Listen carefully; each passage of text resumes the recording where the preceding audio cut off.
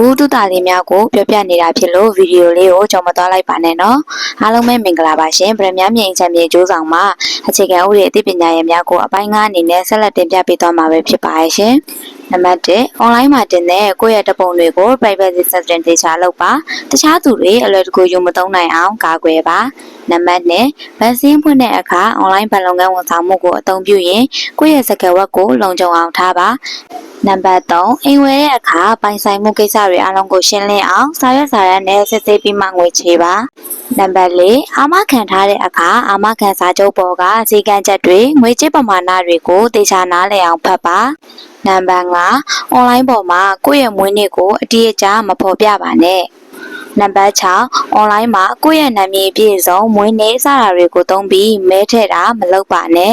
နံပါတ်9အိမ်ဆောက်တဲ့အခါဆောက်လုပ်ရေးလုပ်ငန်းလိုင်စင်ရပြီးသားအင်ဂျင်နီယာတွေကုမ္ပဏီတွေနဲ့သာလုပ်ပါနံပါတ်10အိမ်တွင်းအကြမ်းဖက်မှုတွေကြုံတွေ့ရင်အိမ်နီးချင်းတွေကိုအကူအညီတောင်းတာသက်ဆိုင်ရာဌာနကိုအကြောင်းကြားတာမျိုးလုပ်ပါနံပါတ်9အိမ်မှာရှိတဲ့မိနဲ့ဆိုင်တဲ့စက်ပစ္စည်းတွေကိုမသုံးခင်လက်ဆွဲစာအုပ်ကိုတေချာဖတ်ပါ